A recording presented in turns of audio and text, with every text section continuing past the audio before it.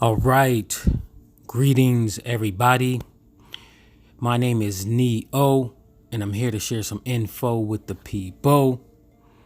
Welcome to the C.R.S.A YouTube channel, Committed Relationships and Spiritual Activity. And right now, I have some new information that I want to share with you guys that a lot of people do not understand. And a lot of people here in America especially do not understand. This comes from my years of personal development, years of going through my own psychological reconditioning process, using my own subliminals, audio subliminals, and coming to a very, very good understanding of relationships and just overall maturing. Because the maturity process is supposed to be a natural process. The psychological maturity, I said the psychological maturity because there's two different ones. There's the physical, biological maturity where the body naturally matures by itself.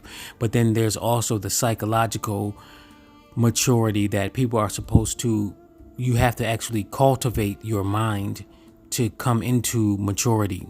However, what we got nowadays here in America and for so many years, so many different propaganda mechanisms that keeps people's maturity suppressed, very low psychological maturity, and that prevents them from really truly maturing psychologically into a mature adult.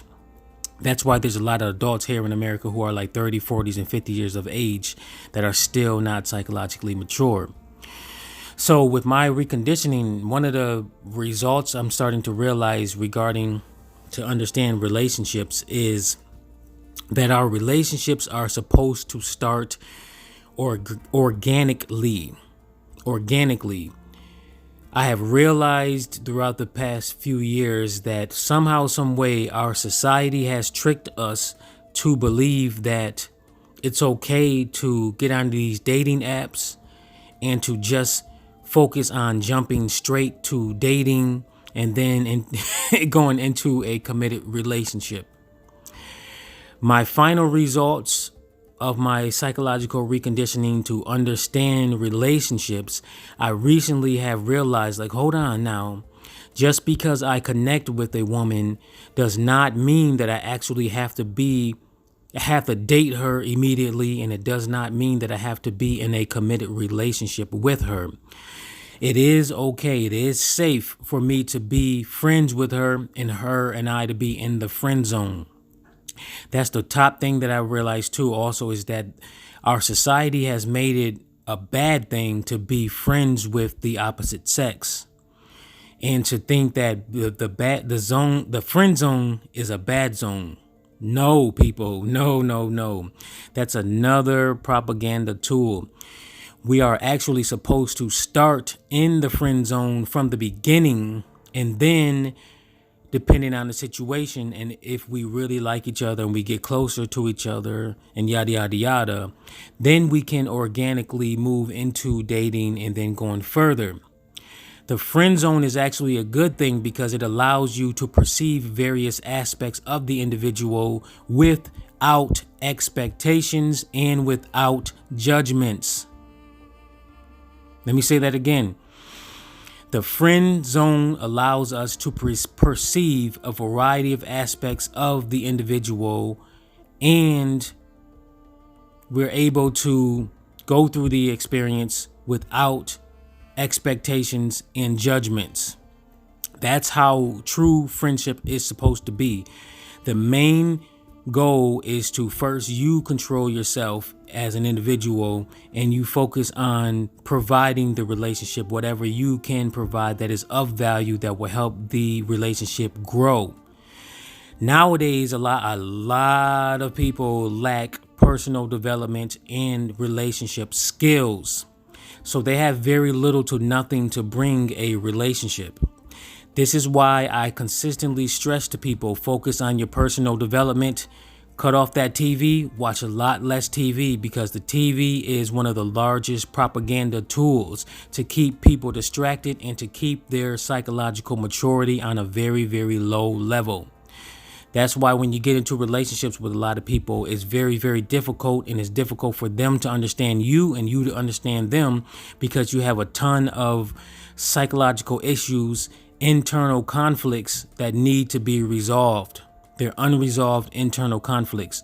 With those internal conflicts, if you continue to hold on to those internal conflicts, they will not allow you to move successfully forward in your relationship, and your relationships will not be as fulfilling as they can be.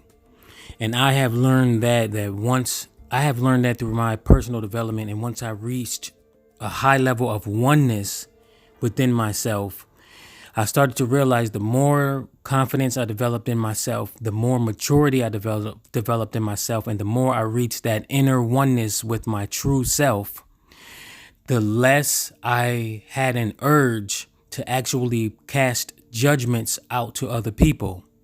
To where now I can just meet a new person, and then they say the things that they like, and then they have certain behaviors, and I can just let them be. It's like, it's really no big deal.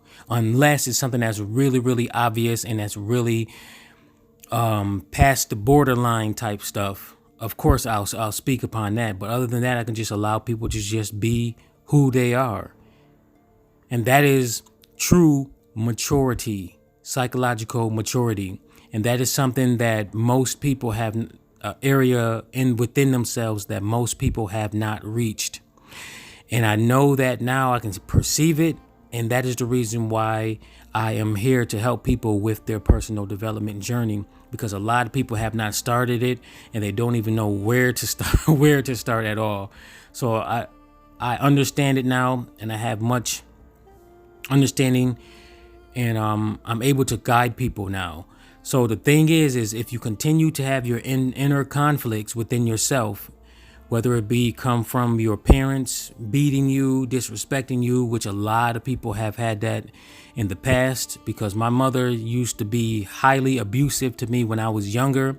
And as I got older, I no longer allowed her to do that to me with the whoopings and the disrespect. And I no longer allow myself to expose myself to that. And that's one of the reasons why I don't even try to really communicate with my mother that much either, because she's another one that really needs personal development work done, and she needs therapy. So relationships with your parents will not be successful until you get yourself together and they get themselves together psychologically first and foremost.